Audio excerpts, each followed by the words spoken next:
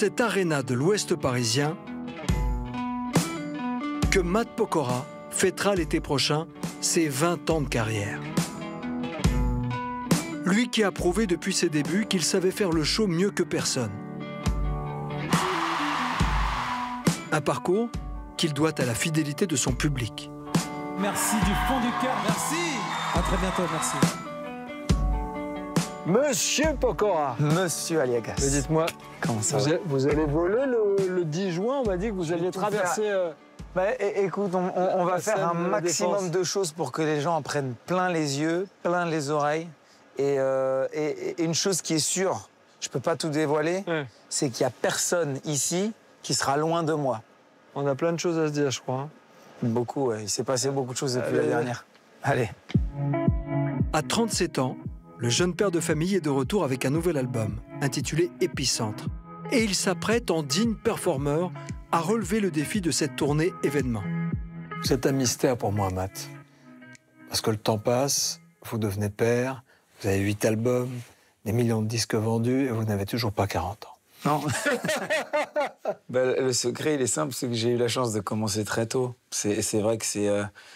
Je dis la chance parce que c'est un lien qui se fait avec le public quand on commence aussi jeune et qu'on grandit sous les yeux du public. Il grandit avec vous, en fait. C'est ça. Et je trouve que c'est une chance pour moi de pouvoir avoir ce lien avec les gens. Première télé, Popstar. Popstar 2003. Vous vous souvenez de ce moment? Oh! Premier Zénith de ma vie, Zénith de Lille. Le 27 novembre 2003, finale de Popstar, le télécrochet qui a révélé celui que l'on découvre alors avec un autre nom, Mathieu Tota.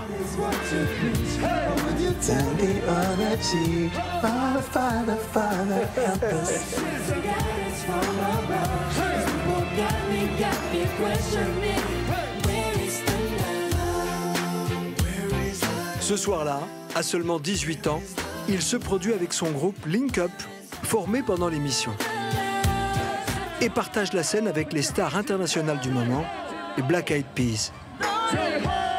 2 semaines avant, j'étais encore en train de les écouter, d'écouter l'album sur mon Discman, on appelle ça le Discman. Et oh mon Dieu, c'est là que j'ai toujours pas 40 ans, mais j'ai connu le Discman. Popstar, et ensuite une carrière, poum, qui va être fulgurante. C'est parti vite, ouais. C'est parti très vite. Trop vite?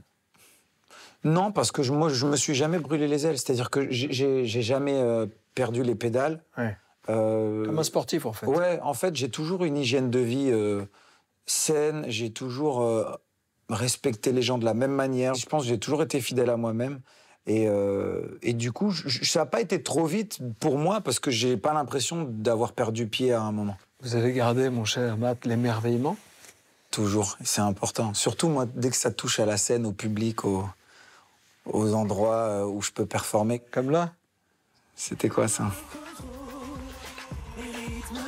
Ah, ça, c'était un medley pour les 15 ans de carrière, ça. Ouais.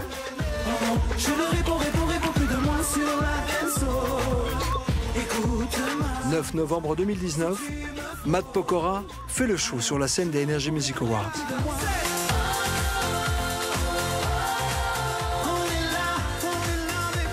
Le chanteur y est presque comme à la maison, puisqu'il reste à ce jour l'artiste masculin le plus primé de la cérémonie, avec 14 trophées remportés.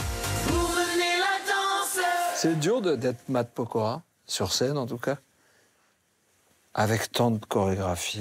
C'est dur, c'est sûr que c'est énormément de travail. Tout ce qui me reste, c'est juste une photo de toi, juste une photo de toi, juste une photo de toi. Tout ce que tu laisses, c'est juste une photo de toi, juste une photo de toi, juste une photo de toi.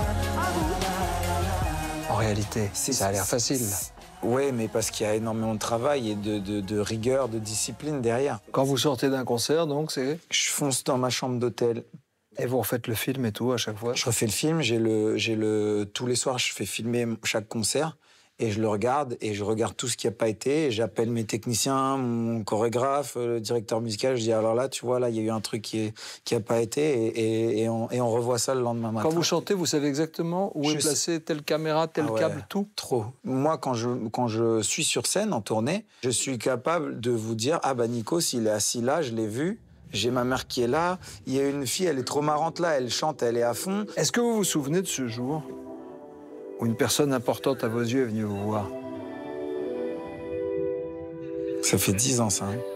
Déjà. C'était en 2012. C'est une feignasse. Ma grand-mère, elle a attendu 9 ans pour venir me voir à ma première tournée. Dis-le que t'es une feignasse, ma mère. Non, c'est pas feignasse. C'est pas feignasse. Mais je sortais pas le soir. Ouais, Ça va. Ça va. Depuis ses débuts, Matt Pokora a toujours pu compter sur le soutien de ses proches. Comme ici, lorsqu'il recevait la visite de sa grand-mère, Eliane, dans les coulisses de sa tournée. Amusez-vous bien, mamie. Elle est partie... Quelques mois après. Quelques mois après, elle est partie, j'étais en pleine répétition de Robin des Bois, du spectacle. Et j'ai appris sa disparition un matin en allant aux répétitions. Et ouais, c'est le seul concert qu'elle a vu.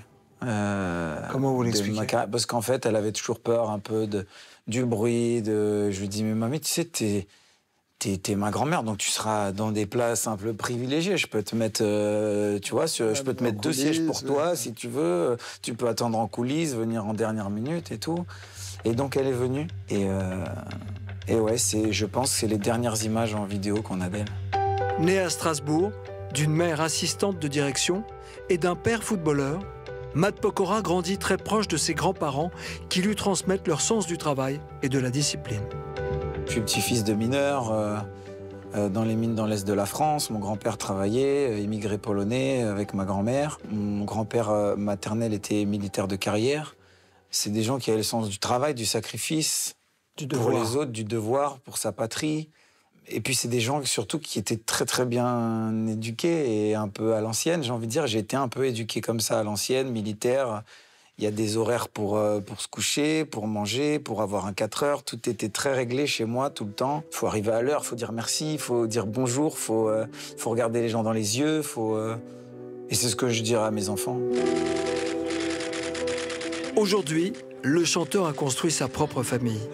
Auprès de sa compagne Christina Milian, déjà mère d'une petite Violette, et de leurs 2 fils, Isaiah, bientôt 3 ans, et Kenna, 1 an et demi. Son rôle de père, il le partage avec son public sur les réseaux sociaux, mais aussi dans ses chansons, à l'image de ce titre, « Si t'es pas là ». Si t'es pas, si t'es pas, si t'es pas, si t'es pas là, si t'es pas, si t'es pas là, si t'es pas, si t'es pas là.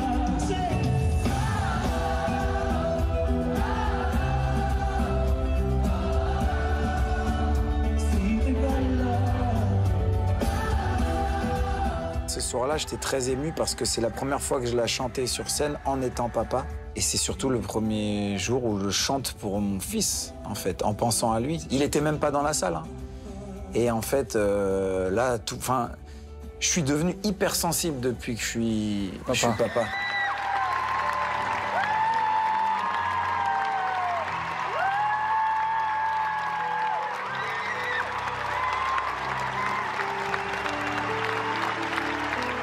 Qu'est-ce que ça change? La première chose que ça a changé dans votre vie, la paternité? Ah, c'est le sens des priorités, hein. C'est plus les mêmes, quoi. On se lève le matin, c'est pour eux.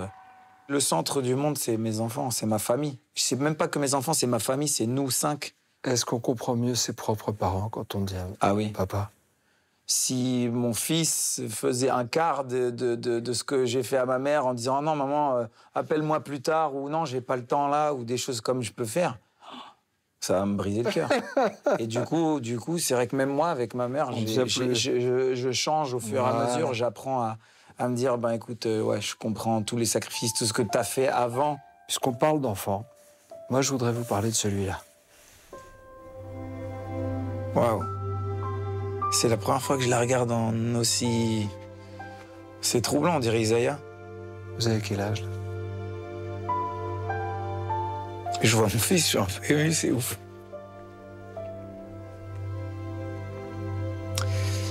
J'ai 9 ans, 10 ans, je pense, là. Que voudriez-vous lui dire à ce gamin que vous êtes ici? Lui dire que tout va très bien se passer, que c'est un fabuleux destin qui l'attend, parce que je trouve qu'il n'y a pas plus beau métier que de divertir les gens. Donc il ait confiance en lui. Ouais, qu'il ait confiance en lui, qui continue à faire tous ces jolis rêves là qu'il fait très régulièrement. Et surtout, voilà, le travail, le respect, l'humilité. Essaye juste d'être quelqu'un de bien. Merci Matt, merci beaucoup. C'est Isaiah, c'est un truc de fou. Attends, bouge pas. Viens, on aime ce qu'on a. Pas besoin d'aller vite, le bonheur on l'évite. Ah, super. Là. Viens, on aime qui on est. Viens, on aime ce qu'on a. La main sur notre épaule.